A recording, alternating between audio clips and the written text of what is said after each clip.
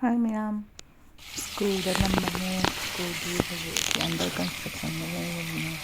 लोहे की सीमेंट डालने से लगा कि तो बने लोहे हैं. लेकिन खाने में रंग नहीं है. रंग नहीं है. सिना क्लास लोरꯛꯄꯒꯤ nungsha yaiba थोलꯛꯄने.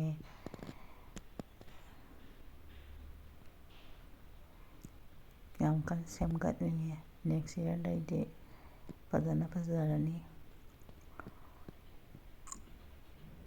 ꯚꯤꯗꯤꯑꯣꯗꯗꯤ ꯁ꯭ꯀꯨꯜꯁꯦ ꯃꯃꯥꯡꯁꯦ ꯌꯥꯝ ꯄꯤꯛꯄ ꯃꯥꯜꯂꯦꯀꯣ. ꯃꯅꯨꯡꯗꯗꯤ ꯌꯥꯝ ꯆꯥꯎꯋꯦ. ꯈꯨꯠꯆꯥꯎ ꯑꯃꯅꯦ ꯃꯅꯨꯡꯗꯗꯤ. ꯁꯤꯅ ꯚꯤꯗꯤꯑꯣ ꯅꯝꯕꯒꯤꯅꯦ. ꯑꯩꯈꯣꯏ ꯑꯍꯨꯝ. ꯕꯟꯇꯤꯗꯤ ꯉꯟꯇꯥꯅ ꯍꯟꯈ꯭ꯔꯦ. ꯑꯗ ꯑꯩꯈꯣꯏ ꯑꯍꯨꯝ ꯉꯁꯤꯗꯤ ꯐꯣꯇꯣ ꯅꯝꯃꯨꯁꯦꯅ ꯆꯠꯄꯅꯦ ꯒꯥꯔꯗꯦꯟꯗ ꯁ꯭ꯀꯨꯜꯒꯤ.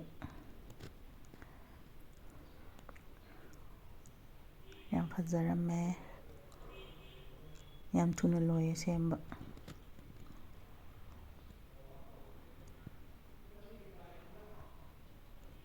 ꯕꯅꯤꯇꯥꯁꯦ ꯍꯦꯔꯣꯏꯟ ꯀꯨꯝꯒꯗꯕꯅꯦ. ꯃꯥꯅ ꯑꯣꯖꯥ ꯑꯣꯏ ꯂꯩꯔꯦ. ꯍꯦꯔꯣꯏꯟ ꯀꯨꯝꯒꯗꯕ ꯑꯃ ꯍꯧꯖꯤꯛ ꯑꯣꯖꯥ ꯑꯣꯏꯔꯒ ꯂꯩꯔꯦ. ꯁꯤꯅ ꯑꯇꯣꯞꯄ ꯁꯥꯏꯠꯅꯦ. ꯌꯥꯝ ꯐꯖꯩꯌꯦ. ꯐꯨꯜ ꯑꯣꯏꯅ ꯂꯧꯒꯦ ꯇꯧꯕꯅꯦ. ꯑꯗꯣ ꯊꯦꯡꯖꯤꯜꯂꯛꯑꯕ ꯑꯗꯨꯒꯤ ꯌꯨꯝ ꯍꯟꯕꯗ ꯊꯦꯡꯉꯅꯤꯅ ꯂꯣꯏꯅꯃꯛ ꯂꯧꯔꯛꯇ꯭ꯔꯦ.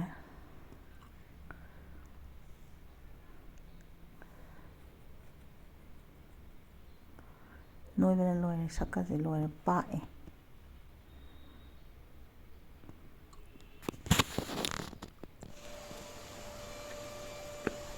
ꯁꯤꯅ ꯀ꯭ꯂꯥꯁ ꯂꯣꯏꯔꯒ nungsha ꯌꯥꯏꯔꯒ ꯁꯤꯡꯖꯨꯒ ꯆꯥꯔꯗꯤ ꯊꯤꯅ ꯍꯥꯎꯒꯗꯧꯕ ꯃꯐꯝꯅꯦ.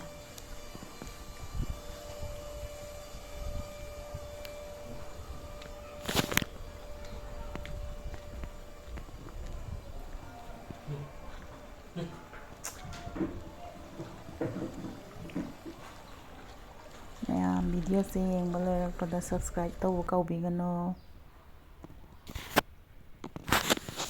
Like, share and subscribe my channel.